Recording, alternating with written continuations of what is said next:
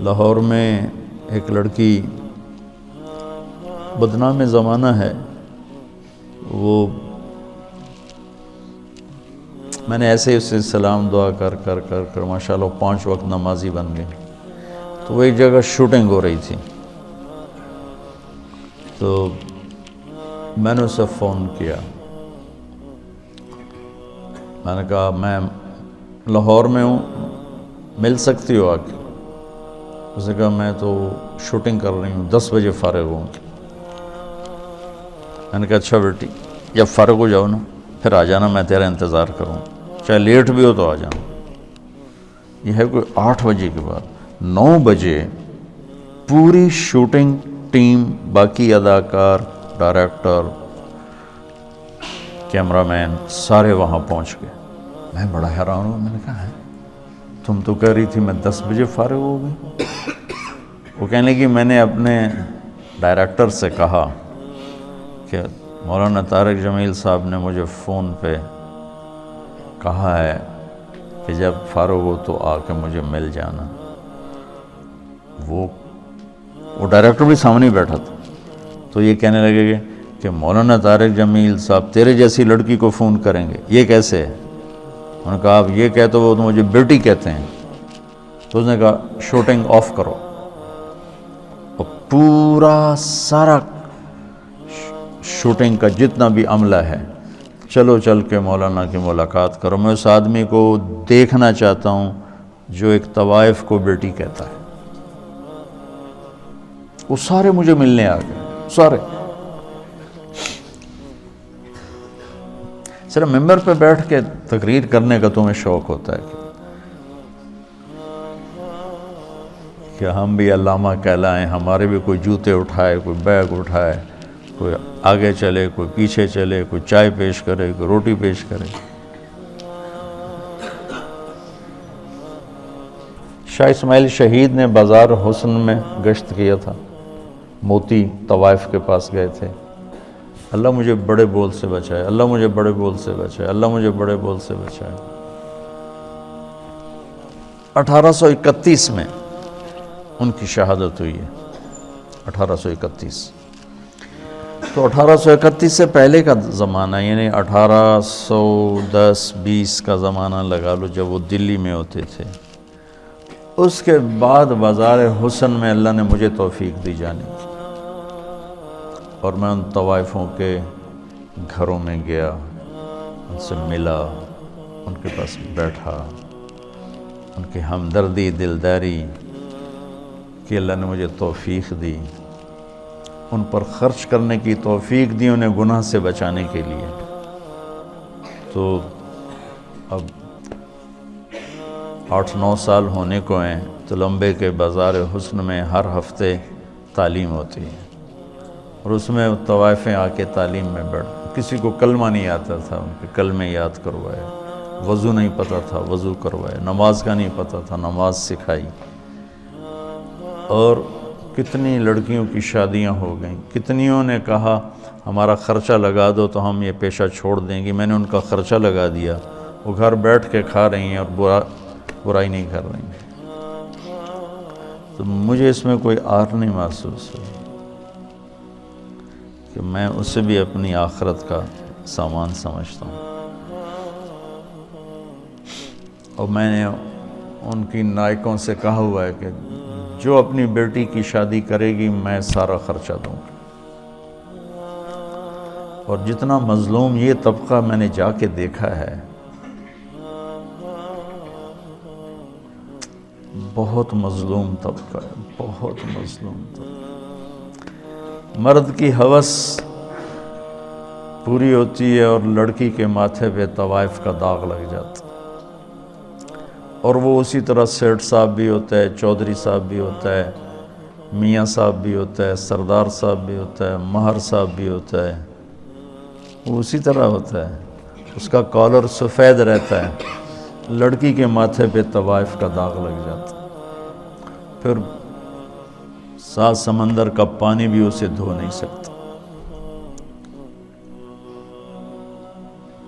اور یہ داغ لگانے والے سارے عیاش لوگ،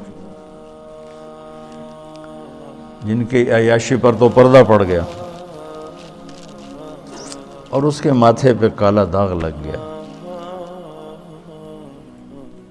ایک ماں بڑی طوائف ہے، اس کی بیٹیاں جوان ہیں، تو میں نے کہا تو ان کا کوئی رشتہ تلاش کر، میں سارا خرچہ تمہیں دوں گا، شادی کرائیں. اور کہنے لگی مولانا صاحب طوائف کے کوٹھے پہ کون رشتہ مانگنے آتا ہے.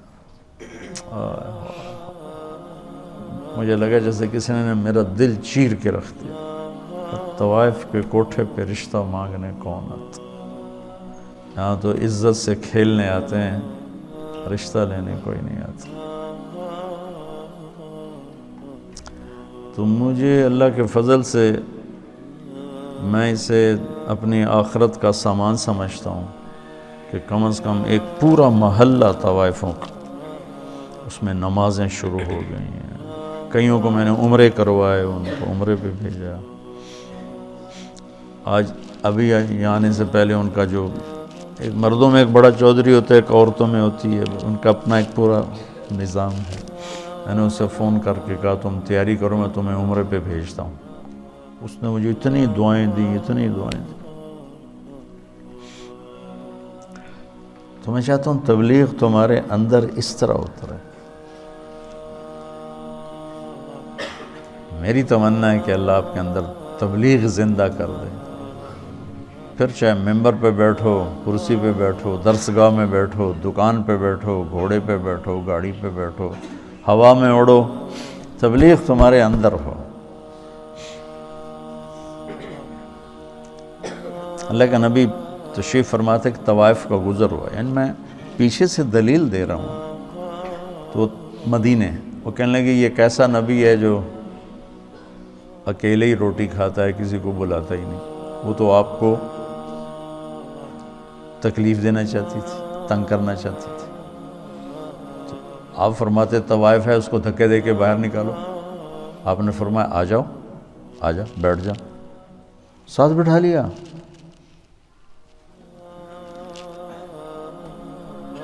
کہ کھاؤ.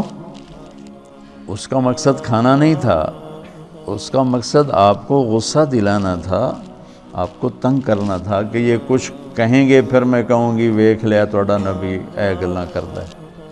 کہنے لگی یہ نہیں کھاؤں گی، جو تیرے منہ میں لقمہ ہے چبا رہے وہ نکال کے مجھے کھلاؤ. تو آپ نے منہ سے اس کو اسی وقت نکال دیا.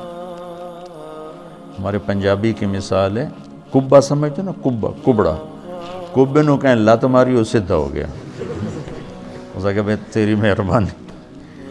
تو وہ کبے والی لت بن گئی. وہ تو آپ کو تنگ کر رہی تھی، اور اسے کیا خبر کہ نبی کے منہ کا لعاب جب اس کے منہ میں جائے گا تو کیا ہوگا. آپ نے اپنے ہاتھوں سے نوالا نکال کے اس کے منہ میں ڈالا، ساتھ ہی اس کا سینہ روشن ہو گیا. وہ کلمہ پڑھ گئی اور مدینے کی شریف ترین خواتین صحابیہ بن گئی. تو اب ہمارے ایک بزرگ تھے ڈاکٹر اسلم صاحب رحمۃ اللہ علیہ، رائمنڈ میں زندگی گزاری. جب میں رائمنڈ پڑھتا تھا اسی میں فوت ہوں. فوج میں تھے تو نظام الدین گئے تو مولانا الیاس صاحب رحمۃ اللہ علیہ سے کہنے لگے میرے پاس آدھا گھنٹہ ہے، اب مجھے تبلیغ سمجھا دیں. تو مولانا الیاس صاحب رحمۃ اللہ نے فرمایا کیا کرتے ہو؟ کہا جی میں ڈاکٹر. تو ایک سامنے بڈھا سا نا میں باتی بیٹھا تھا، کہا اس کو آدھے گھنٹے میں ڈاکٹری سمجھاؤں. وہ کہنے لگے میں آدھے گھنٹے میں اس کو ڈاکٹری سمجھاؤں گا، اس ان پڑھ کو میری عمر گزر گئی، میں اس کو ڈاکٹری سمجھاؤں آدھے گھنٹے میں. تو کہنے لگے تو مجھے تم نے کوئی گھسیارا سمجھا کہ میں تمہیں آدھے گھنٹے میں تبلیغ سمجھاؤں؟ میرے بہت ٹائم لے کر آؤ، میں تمہیں سمجھاؤں گا. پھر وہ ایسا لگے کہ پھر ساری زندگی ان کی رائمنڈ میں گزر، ساری زندگی. بس مرض الموت میں بیمار ہو کے گھر گئے، وہیں انتقال ہو گیا ان کا. تو جو کچھ میں نے دیکھا ہے یا 50 سال ہونے کے مجھے تبلیغ میں، وہ میں تمہیں ممبر کے 1 گھنٹے میں کیسے سمجھاؤں. اس لیے تو میں مشورہ دیتا ہوں کہ جو کہوں وہ کر لیا کرو تو فائدہ ہوگا.